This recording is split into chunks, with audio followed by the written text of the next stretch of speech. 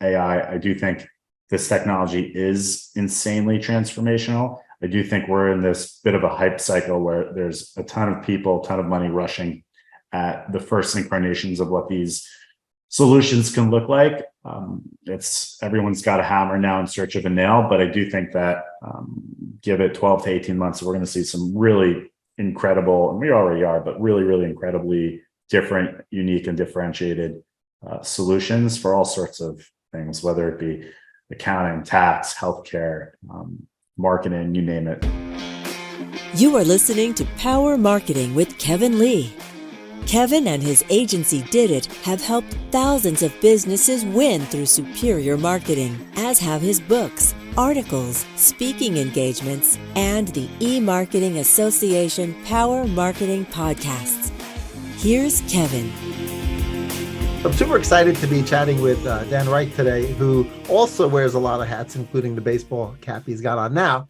But I would imagine most of your day, Dan, is the DIBS business. But I'd also love to learn a little bit about your investing thesis and sort of how you've decided to place some of the bets as an angel investor.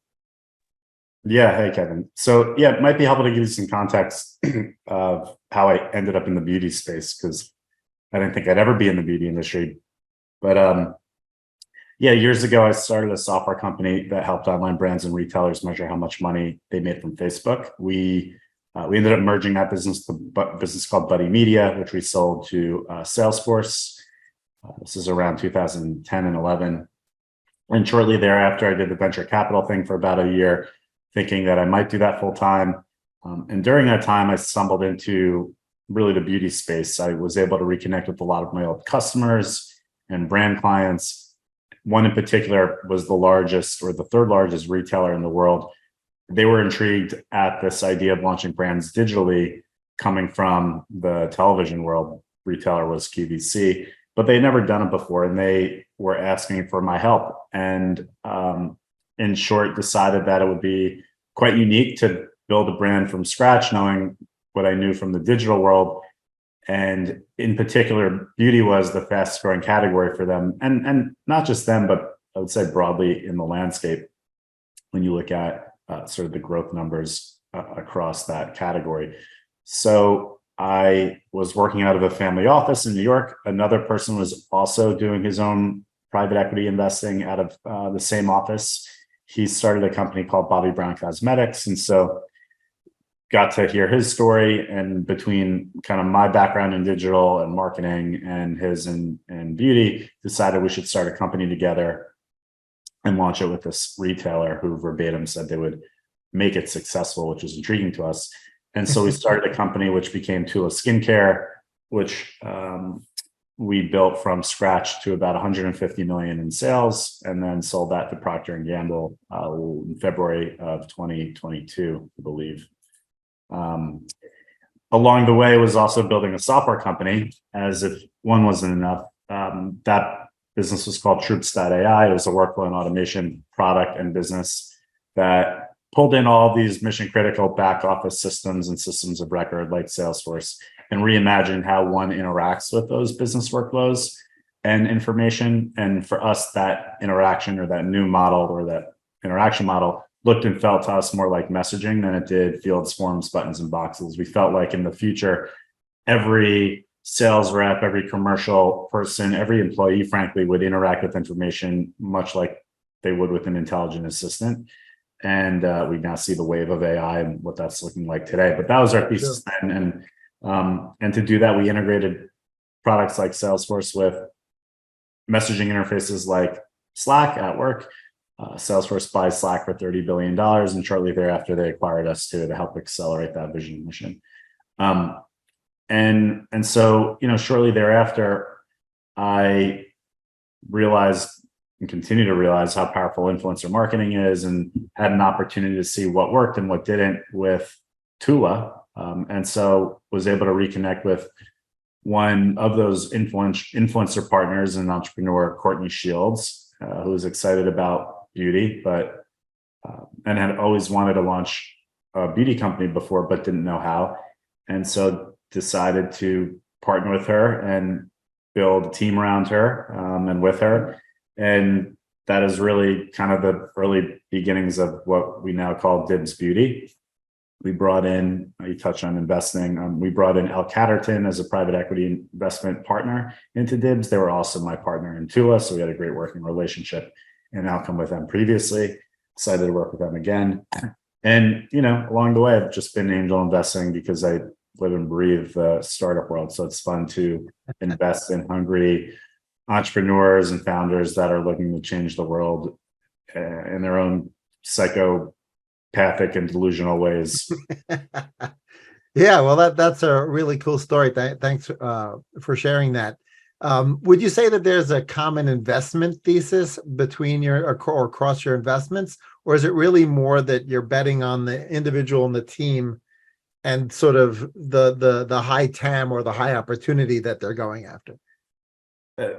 Really, there's not. If there were a common theme, it would be a cliche theme, which is to me something like I look for a great horse race and jockey, meaning I'm always looking for, at least as far as a horse goes, a great product that's differentiated and unique and has a real problem solution dimension to it, or a dimension that I feel will transform the cultural zeitgeist and really take hold in the minds of consumers. The race being the market itself. So surely want to make sure that the market is sufficiently large enough to build a business that can really scale, or a market that's small but quickly growing and emerging. Doesn't even have to be a market that is new or existing, but seems like could exist as a result of this new thing. And then jockey being the team, always looking for founders that are good humans, that have a contrarian point of view or unique insight or unfair advantage on why the thing they're doing will win and work. They have a chip on their shoulder. They have emotional intelligence. And so for me, those are the things I look for, and they could happen across any category or even really any stage. So yeah, I've done investments now in beauty and consumer and food, in tech and AI and robotics, in hardware, in sports, investor in a soccer team in Copenhagen, Denmark. So there's no limit. Was also part of a company that, or a SPAC, where we bought a company and took it public. So for me, it's really, does it check those boxes, and depends on, and it really doesn't matter sector, vertical, or stage. Right. Well, yeah, I mean, now I'm remembering where we probably crossed paths is, got a bunch of there's a couple of digital alumni who were at Buddy Media, and I know Mike Lazaro pretty well. So we may have crossed paths at that point. One of the things that I find interesting is sort of you really are sort of enjoying the cosmetics and beauty category. When I decided to buy a brand, one of the reasons I picked nutraceuticals is because the difference between the leaders and the also-rans is marketing. And I find that that's also the true in cosmetics and beauty, right? If you sort of, there may be some nuances to the formulation or whatever. There may be some slight differentiators in product, but for the most part, it's the marketing that differentiates the winner of the race from all the other horses in the race. So was that part of the driver for you as well? Like the fact that marketing, well-executed marketing, along with the operations and all the other elements of the business, it can end up be the real winner for that race? Yeah, for sure. It's funny. I mean, today it feels like everyone and their mother is starting a new brand, new company, which, by the way, is phenomenal. New venture fund, even. It's easier than ever to start a company, which for America is insanely great. The flip side of that is it's incredibly noisy. And in the mind of the consumer, the options now are endless in any category or any product. And that tells me two things. One, the markets for these products are still quite massive. And the second is, to your point, if one knows how to navigate that noise and break through the noise, then yeah, you can achieve real scale and become a really meaningful brand or business in that ecosystem. And so when I think about, at least for me personally, my collective experiences operating in businesses like Buddy Media or my company Spinback, or even previously at a company called Lotame with digital media marketing, behavioral targeting, getting to see all the different levers as an ad tech company, as a SaaS company, working with brands as customers. In high school, I even had my own brand. I had a more holistic view of it all, and felt like if I could use some of those unfair advantages that I was building and selling to customers as a SaaS provider, but do so in-house as a brand, that could be quite compelling and unique. I would eat my own dog food, or as someone would say, drink your own champagne. And so that's what I thought I would do with Tula, coupled with really great people that came out of that industry. So new things like supply chain, manufacturing, finance, demand planning. By the way, these are all really important things. I see plenty of startups that don't know what working capital is, or don't know what margin is, or don't know what EBITDA is. And then all of a sudden the business fails or runs into a wall and they wonder why. So I think in those types of businesses, they're just knowable businesses. You make something, you put it in a box and you sell it, which is very different than, for example, Troops, which was very much about category creation, category invention, having to educate entire swaths of people and buyers about why they should do something completely differently at work. If you get that right, that is massive. You take Uber, for example. Pre-Uber, you would stand outside and you hail a cab, or you call a taxi, and post-Uber, you're pushing a button. The behavior is different. And so for me, it just seems like if I could build a noble business, Warren Buffett, I think, has an investment thesis around this, and I'm going to probably butcher his quote, but I think he said something like, he'll only invest in businesses that an idiot can run, because one day one will.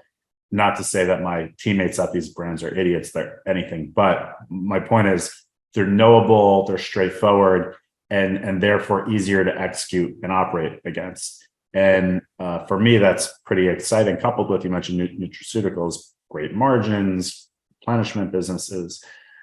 So you add all those things up, it's pretty intriguing to me to continue to play in that space. At the same time, when you look at as a juxtaposition the software business, it's easy to say that those are also great businesses because they're high gross margins, they're annuity businesses. You build software once and the marginal cost for customer acquisition is pretty much zero because the platform's already built. I think the thing people forgot or didn't fully appreciate is still how hard and how expensive it is to do those things, and how expensive great engineering talent is. And, I saw that at Troops and was kind of scratching my head around how hard it would be to get to real scale and profitability real fast. Fast forward a little bit, you see all these big tech companies, Salesforce, Facebook, Amazon, lay off a ton of people because I think they also realized something very similar. So in any event, it feels very much like Game of Thrones, especially with AI, whereas more than ever, if you create a great brand and you can cut through the noise, you can have incredible enterprise value created for the brand and for the team. And so to me, that seems, at least for now, pretty exciting to lean into and continue lean into. Yeah, that is super exciting. One of the common themes across a lot of what you're involved in seems to be influencer marketing, which is fascinating because it goes obviously from the micro influencers all the way up to the Kardashians, right? And each of them is sort of behaving a little bit like their own publisher. And of course, so often they have their preferred platform, which is like 90% of their reach is in that one platform. And then sometimes they spread themselves across platforms. You can see Mr. Beast chocolate is behind me. So he's obviously a big YouTuber, but not a big fan of Twitter. And he's had some interesting conversations with Elon about that. But I'd love to delve into where you think the biggest opportunities lie within the influencer ecosystem, because to some extent, the platforms have been starting to pull the rug out from under some of the influencers. And I think it's been making some of the influencers very uncomfortable with their level of reliance potentially on this platform that's helped build their career, and sort of how you see that potentially evolving. Yeah, so you're a marketing guy, so you will certainly appreciate this evolution, which is years ago, there weren't really influencers. The influencers were these big media companies and publications. They had eyeballs, they had attention. Through those eyeballs and attentions, they would monetize that with advertising dollars. So brands would give them things for those media companies to tell the world about, which in turn drove sales, awareness, and so on. And I think, and know, as a result of social media, that paradigm shifted. And now we see people that we call sometimes influencers. I think about them more like entrepreneurs. many of these people have more eyeballs and engagement and quote influence than those media companies did. In essence, some of these people are media companies unto themselves. Some of them know it and some of them don't. And so for me, that's really exciting because also historically, those folks monetize their influence much like those media companies did, where they would get paid to play sponsorship, or they would get paid to promote products or get paid to say things on behalf of other brands. And when I look at that, I think, that's great for the brand, but it could be even better for the brand. It could also be even better for those influencers. And what I mean is for them not to just to have a small, flat, fixed fee to do something or say something much like a media company would, but what if they had unlimited upside for revenue that they generate for a brand, or better yet, what if they have equity in a brand that they're creating real brand value for?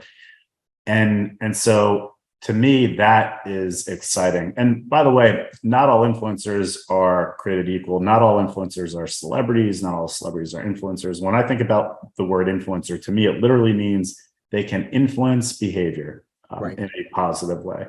There are many people that have million, 5 million, 10, 20, 40, 50, whatever millions of followers, but they cannot influence behavior. You mentioned the Kardashians. I think some of them do an incredibly great job influencing behavior and buying behavior and purchase intent. I think what Kylie has done and Kim to a degree has been exceptional. But then there are other celebrities that might have just as much or reach, but don't influence anything. And so I think that's a key distinction.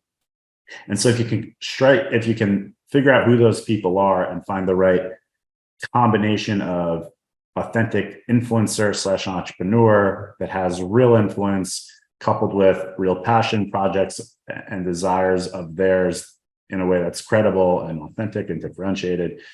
Those to me are the beginnings of great partnerships that can create great brands or forever brands. And so that's, I think, one of the reasons DIBS is doing incredibly well so far. I think it's one of the reasons Tula did so well. I know it's one of the reasons Nike did as well as it did, if you know the Nike story, but Nike, the shoe company, was a very different shoe company before the Michael Jordan era and after the Michael Jordan era. And it was getting that quote influencer involved in the brand who, as we know, had real upside, not just a flat fee to promote something in a commercial, but real upside. That gave real skin in the game and helped transform that company in a way that we had never seen before. And so I think a lot of those ideas and fundamental tactics will work forever. And so you mentioned social media platforms pulling the rug out for influencers. That'll continue to happen. We saw before Facebook, it was MySpace. After Facebook, and by the way, there was Tumblr and Twitter and Snapchat and TikTok, and now there's Threads, and there's going to be 10 more things that pop up. So the mediums and platforms will change, but the fundamental idea of word of mouth marketing and influencer marketing will never go away.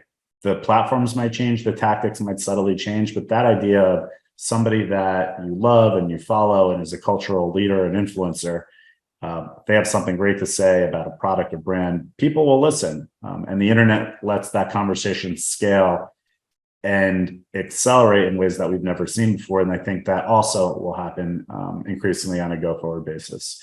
So for me, I'm incredibly bullish on it. I don't think it's going anywhere. I think if anything, it's going to accelerate. And I think the platforms will change, and the tactics, but the fundamental concepts will not.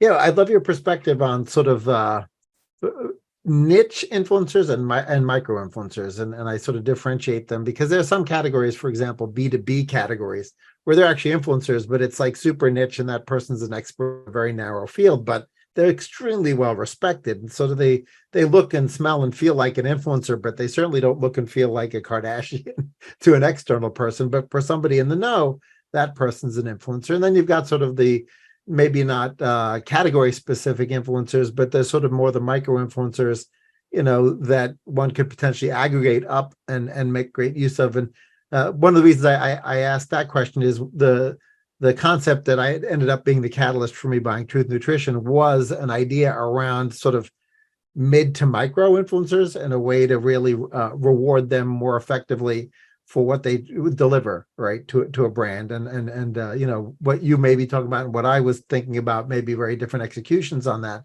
but they share that same kind of a common idea that in order to create a win-win scenario, everybody has to be fairly treated and happy.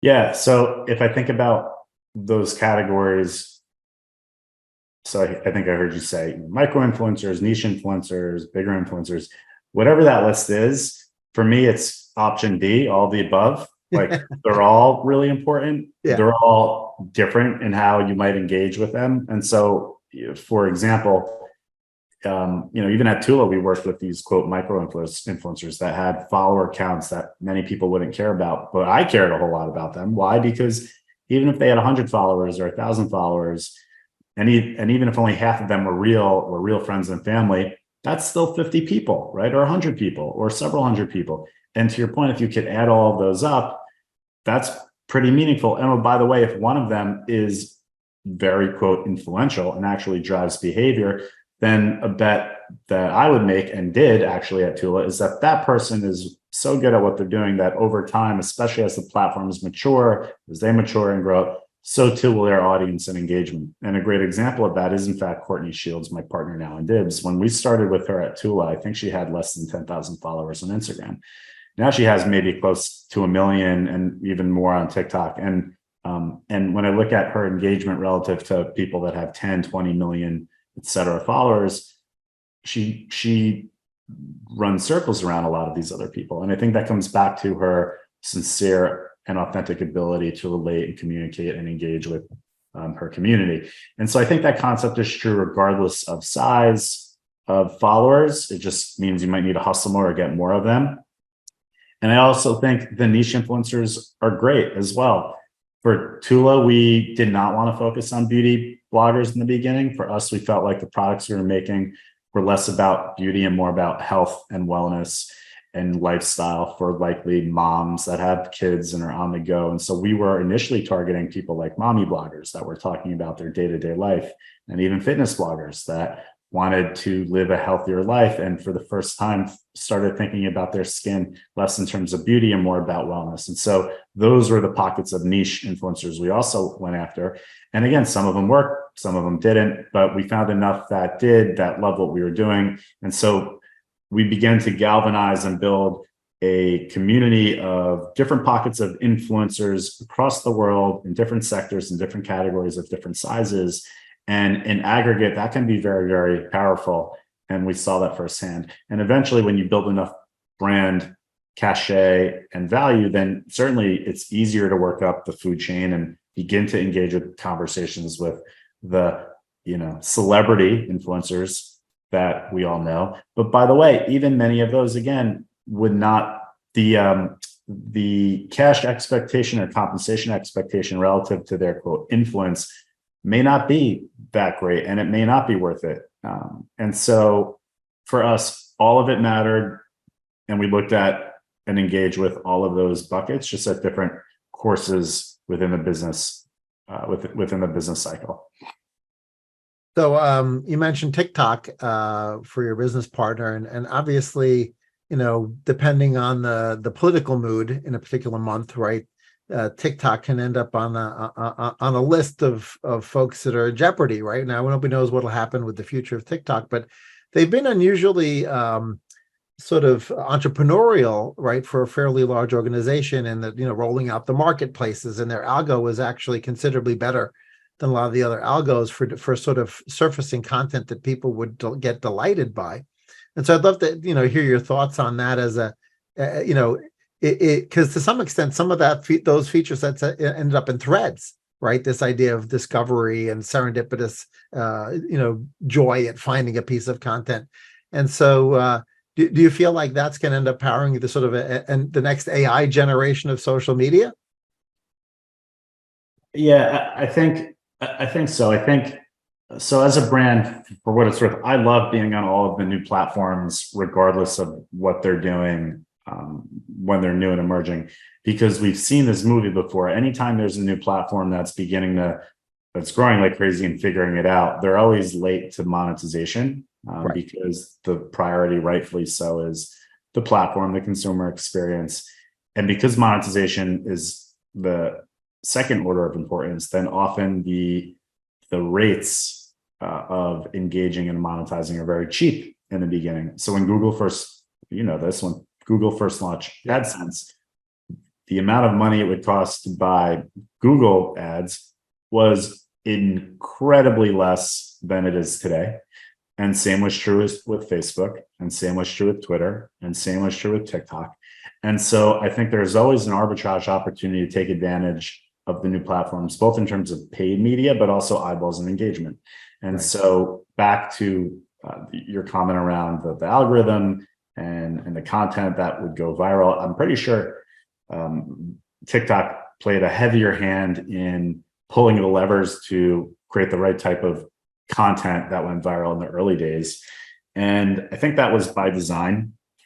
And I think that was really smart. And I think as a result of that design, brands that work closely with TikTok also got an unfair advantage and were able to help break through the noise on that platform. So I think as things go forward, we look at threads, and again, there will be more. I think, we will see more AI-driven, algorithmically driven content that we see. But again, robots and AI are great, but there's still not going to be a replacement for how we as humans think about culture. And culture is defined, at least for me, by what we as people do, think, feel, and a lot of those people will forever communicate that on whatever platform is the platform of the day or platforms of the day. Right. One of the things we've got in the product roadmap for Giving Forward, because we see within a certain segment of the influencer community in particular, as well as the old school celebrity environment, is that they have passionate causes that they really resonate with. And some of it's authentic, and I think some of it is their PR person says, you really have to pick a cause so you don't look like an idiot. But when there is this authentic, relationship between a nonprofit and their cause, we're working on some ideas around using that intersection to create a platform where influencers can participate. And as part of the sort of registration into the Giving Forward platform, we were chatting with a bunch of influencers and saying, hey, would you want to encourage people into an email list?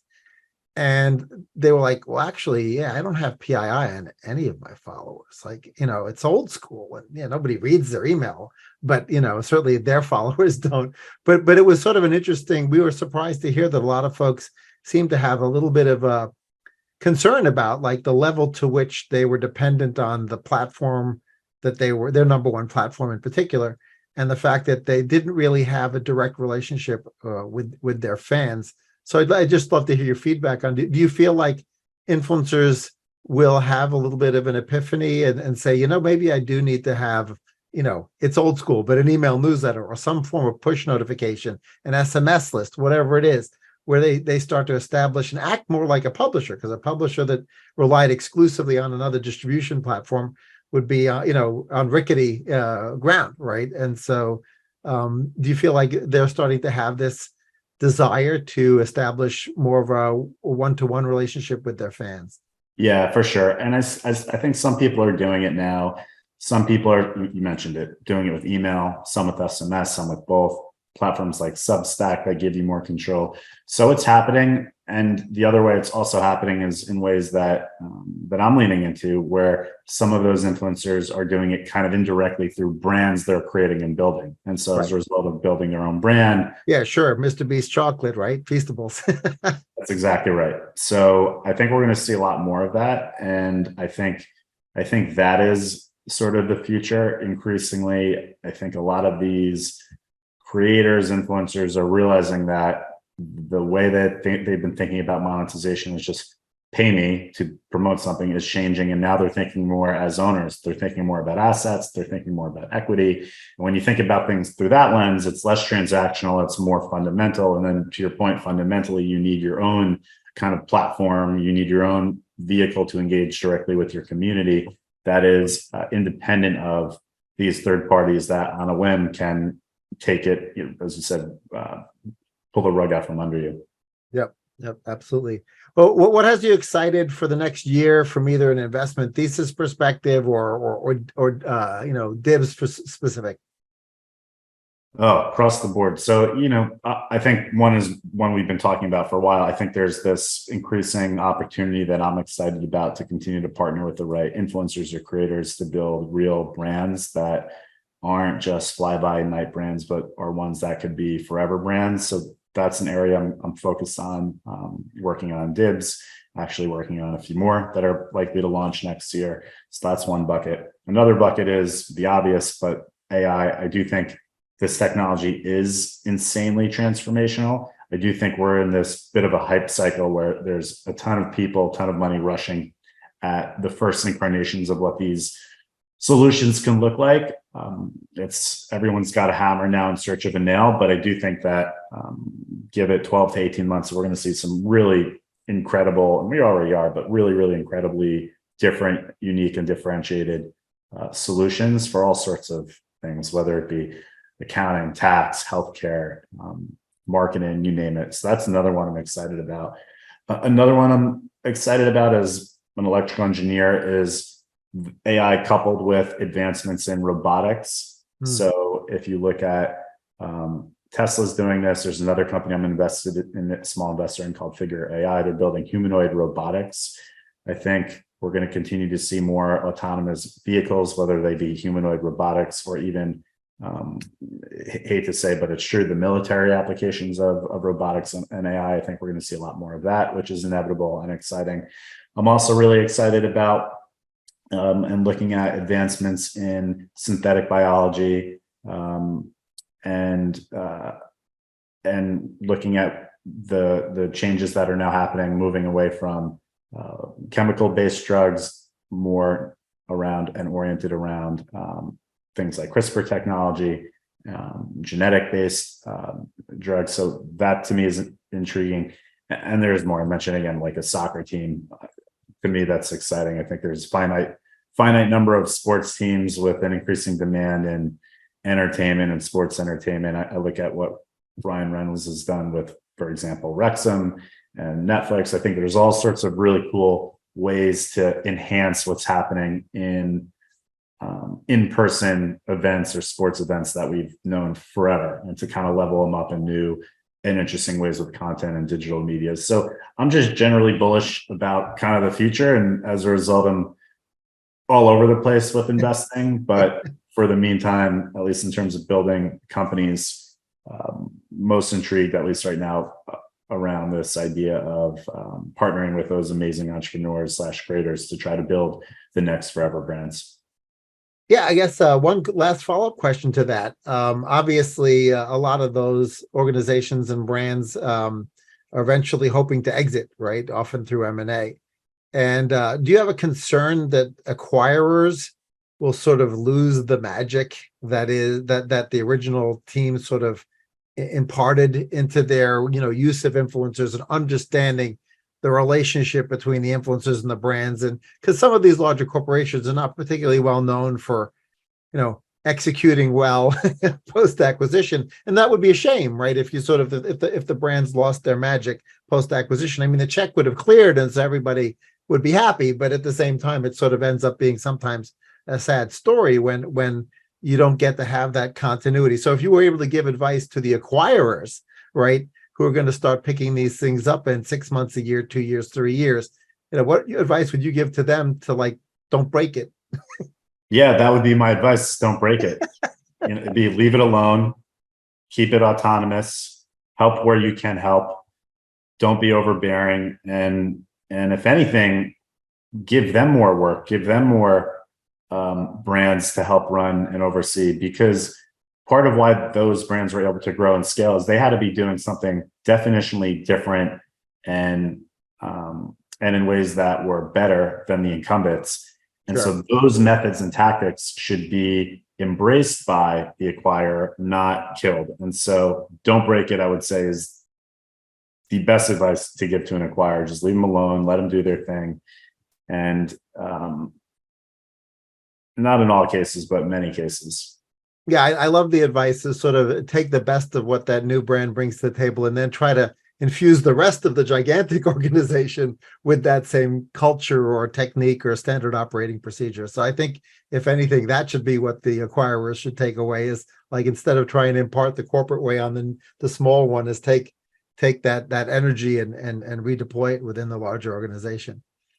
Well, Yeah, for sure. It was a pleasure chatting. A lot of great words of wisdom there and some great insights into where things are going. And look forward to keeping in touch and watching DIBS as it grows. Yeah, same. Thanks, Kevin. Kevin Lee's Power Marketing is available on all your favorite podcast networks. Kevin loves helping businesses excel at marketing. Having marketing challenges? Just like Santa in the Miracle on 34th Street, if Kevin can't help you, he'll know someone who can. Find him on LinkedIn, subscribe, or follow.